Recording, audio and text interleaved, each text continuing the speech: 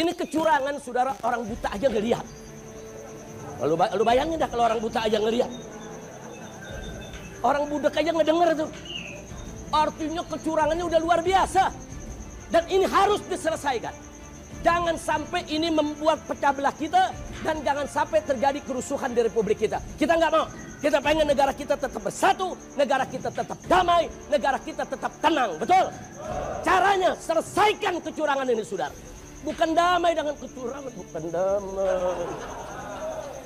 Enak aja lu yang curang terus gitu disuruh damai. Mau dibohongin? Mau dicurangin? Redo dibohongin? Redo dicurangin? Kalau begitu siap lawan kecurangan? Takbir! Sallu ala nabi. Kepada wakil rakyat yang di DPR jangan ngomong doa. Angket kapan lu mau angket? Ini udah berhari-hari ngomong doa. Betul? Betul? Mau angket. Nah, jangan terlalu banyak ngomong, nanti nguap, masuk angin. Betul gak? Betul gak? Yang kemarin teriak angket, besoknya lengket. Yeah. Kacau.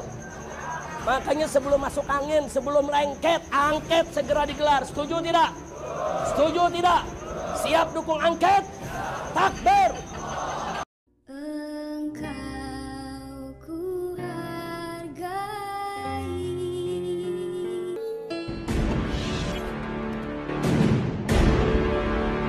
Assalamualaikum warahmatullahi wabarakatuh. Om Swastiastu, Namo Buddhaya, salam kebajikan. Sahabat-sahabat 9.0 TV dimanapun juga berada, saya yakin video di awal itu kita sudah tahu siapa semua. Itu adalah Bung Rizik Syihab, salah seorang pentolang atau pendiri daripada Ormas Terlarang. Orang ini juga adalah orang yang sangat menggandrungi gerakan ISIS di masanya dulu, dan bahkan itu viral videonya.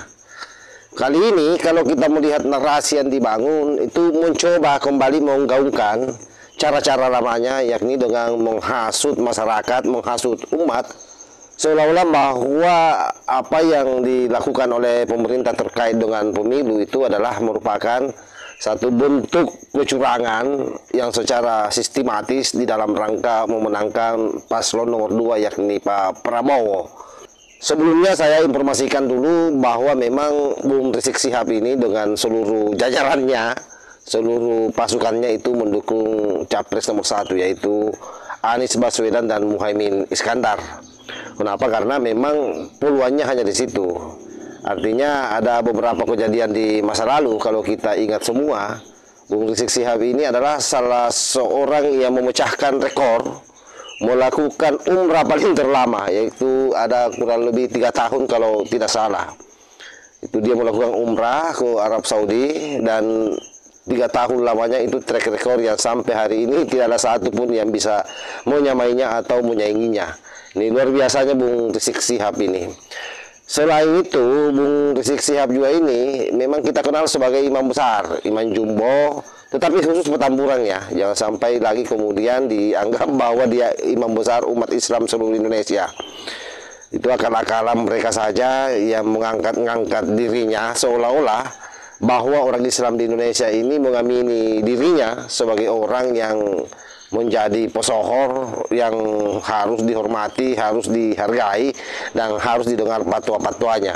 Itu jurus-jurus mereka yang sesungguhnya sudah gagal di Timur Tengah dan mencoba digaungkan di Indonesia. Bagaimana ceramah atau lebih tepatnya gaya provokator daripada Pak Rizik Syihab ini membakar semangat jamaah, seolah-olah meletakkan di otak kecil masyarakat bahwa ini pemilu curang, harus kita lawan. Mereka yang curang katanya ini tempatnya di neraka jahanam. Waduh, bahaya ini. Coba kita simak dulu bagaimana videonya Bung Rizik ini. Bismillah, walhamdulillah, wassalatu wassalamu ala rasulillah wa ala alihi wa sahbihi wa mawalah. Ahibba'il kiram, pada kesempatan hari yang mulia ini, di tempat yang penuh keberkahan ini, saya sungguh bahagia, gembira, bersyukur kepada Allah Subhanahu wa Ta'ala bisa kembali hadir di Masjid An-Nur. Masjid ini bagi saya dan kawan-kawan yang dulu giat berdakwah di tahun 70-an, 80-an sampai 90-an, merupakan masjid yang sangat bersejarah. Dari masjid ini dulu mubalik Ahlus Sunnah bergerak. Kiai almarhum Kiai Haji Zainuddin MZ, almarhum Kiai Haji Kekep Bustomi, saudara. Jadi terlalu banyak kalau saya sebutkan satu persatu. Dan saya mulai mengajar di masjid ini dari tahun 90. Sepulang saya dari belajar di Saudi Arabia, saya masih tinggal di Tangerang, tapi rutin setiap malam Selasa kalau tidak salah saya mengajar di masjid ini. Tidak sebentar saya mengajar di sini dari tahun 90, jauh sebelum FPI lahir. FPI lahir tahun 98. Nah, kawan-kawan yang kumpul di masjid ini termasuk para pendiri FPI. Dulu kiai-kiai yang kumpul di sini. Dari sini kita kobarkan perlawanan ketika itu menghadapi kezaliman Orde Baru. Dari masjid ini kita lawan kezaliman Orde Baru sampai pengurus masjid ini, yaitu almarhum Haji Toha mundar-mandir ditangkap sama Koramil ya kawan. Nah, dulu yang nangkep bukan polisi, kalau dulu tentara. Nah, tapi di sini masih ada orang tua kita, Haji Abdul Razak, yang Masya Allah, mudah-mudahan beliau Allah berikan sehat walafiat, panjang umur dalam taat dan ibadah. Jadi masjid ini betul-betul bagi saya bersejarah.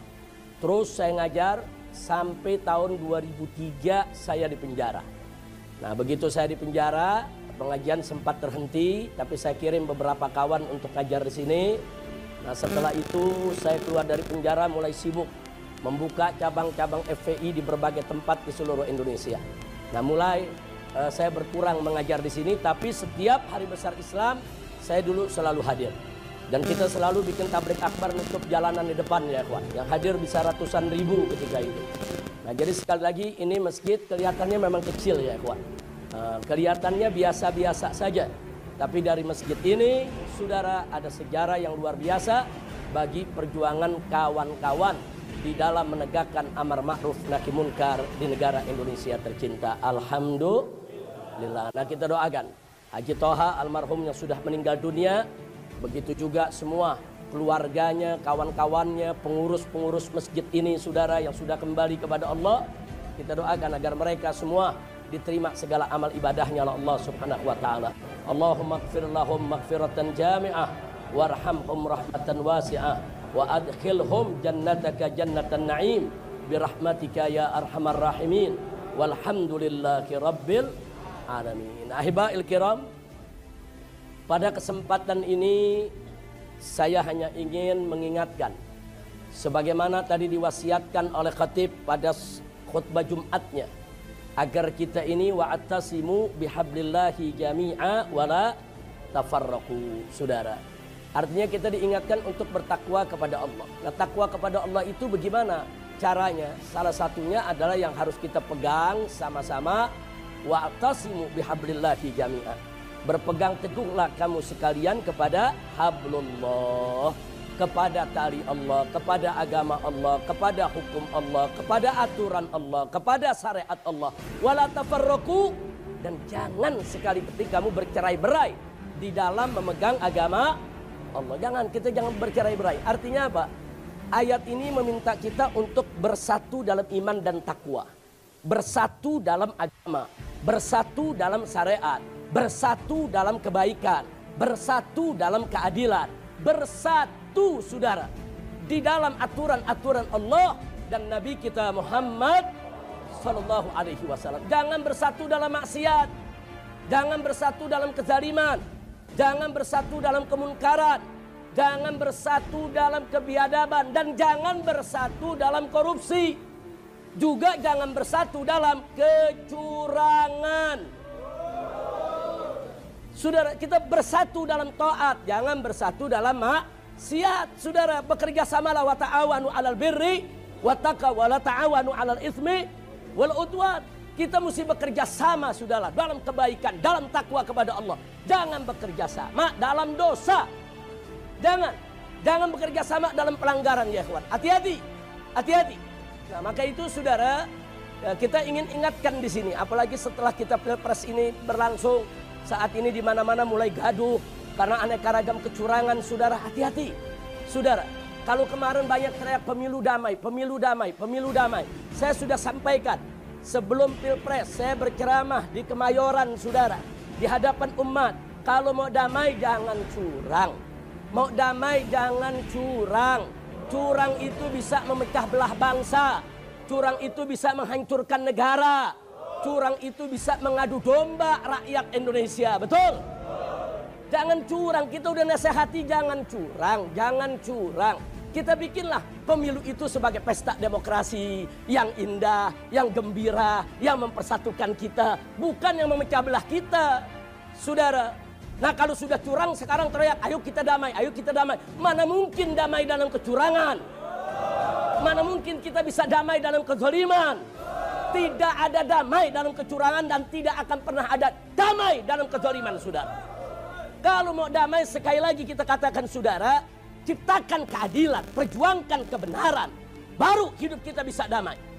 Nah maka itu sekarang semua sudah terjadi. Nasi sudah jadi bubur, saudara. Ini kecurangan, saudara, orang buta aja ngelihat. Lalu bayangin dah kalau orang buta aja ngelihat. Orang budak aja ngedenger tuh. Artinya kecurangannya udah luar biasa. Dan ini harus diselesaikan. Jangan sampai ini membuat pecah belah kita. Dan jangan sampai terjadi kerusuhan di Republik kita. Kita nggak mau. Kita pengen negara kita tetap bersatu. Negara kita tetap damai. Negara kita tetap tenang. Betul? Caranya selesaikan kecurangan ini, saudara. Bukan damai dengan kecurangan. Bukan damai. Enak aja lu yang curang terus gitu disuruh damai. Kira-kira jelas gak? Udah segitu aja ya. Udah terus. Udah terus. Ini kayaknya ada Haji Toha hadir nih. Haji Toha kalau lagi ceramah begitu tuh. Terus Beb, terus Beb. Kita dianggap kayak mobil diparkir suruh terus. Tapi memang almarhum Haji Toha luar biasa. Semangatnya dulu amar ma'ruf nahi munkar luar biasa. Nah ya ikhwan, sehubungan dengan ini saya ingin ingatkan saudara. Bahwa Nabi alaihissalam dalam hadisnya sejak 1500 tahun yang lalu, 15 abad yang lalu, 1400 tahun lebih saudara. Nabi sudah mengingatkan, man ghasyana falaysa minna. Itu hadis riwayat Bukhari Muslim saudara. Muttafaqun alaih. Bahkan di dalam riwayat Sahih Ibn Hibban ada tambahannya saudara. Man ghasyana falaysa minna wal makru wal khida'u finnar. Saudara, Nabi mengatakan man ghasyana falaysa minna. Siapa yang mendustakan kami, mencurangi kami, menipu kami, dia tidak termasuk golongan kami. Kita sesama muslim nggak boleh saling berbohong, menipu, berdusta, curang, nggak boleh. Bahkan dalam lanjutan hadisnya disebutkan wal makru wal khida'u finnar. Nah, jadi tipu muslihat dan kecurangan itu akan ada di dalam api neraka. Hati-hati. Yang berbuat curang, hati-hati. Hati-hati. Kau tidak tobat kepada Allah, neraka jahanam menantimu. Nggak akan ada di sana yang bela kau. Kau akan mendapatkan siksa yang pedih. Hati-hati, saudara. Itu kecurangan itu, saudara, apalagi kecurangan itu menyebabkan pecah belah bangsa. Tadi sudah dijelaskan oleh Habib Hanif. Al-musyahin itu termasuk apa? Termasuk orang yang tidak akan dapat pengampunan.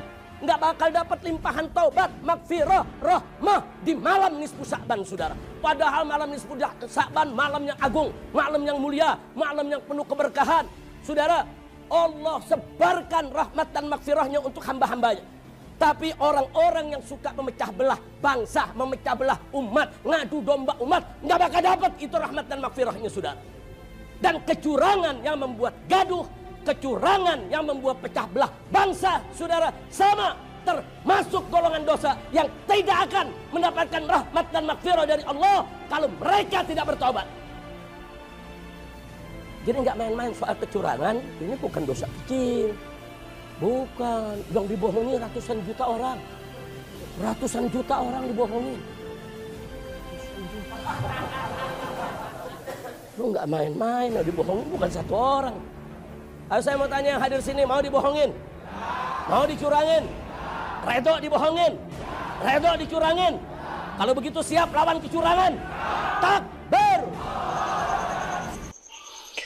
Sudah dengarkan bagaimana model ceramah daripada Pak Rizik Syihab, yang lebih tepatnya bagaimana modelnya memberikan provokasi terhadap umat. Jadi bukan ceramah ini, karena memang kalau Bung Rizik Syihab ini atau Pak Rizik Syihab ini memang spesialis provokasi umat untuk melawan negara. Dan saya kira itu bukan isapan jempol belaka, karena memang sudah pernah dibuktikan di 212 dulu yang membuat negara ini berpuluh-puluh triliun habis untuk biaya pengamanan saja, hanya untuk mengurusi para dedengkot-dedengkot brutal ini yang seharusnya lebih layak hidup di Timur Tengah sana ketimbang di Indonesia. Saya kira jelas ya bahwa apa yang disampaikan Bung Rizik ini tentu bagi kita semua sudah final. Ya, tidak enak saja kalau tidak diputar ceramahnya biar didengar juga kan. Siapa tahu ada yang rindu. Yang pasti bahwa kalau beliau atau kalau Bung Rizik ini muncul di publik, maka yakinilah bahwa pasti yang keluar dari congornya itu adalah provokasi. Jadi kalian jangan berlama-lama menonton ya. Hindari terlalu banyak menonton video Bung Rizik Syihab, karena jangan sampai kalian ikut tercemari otaknya.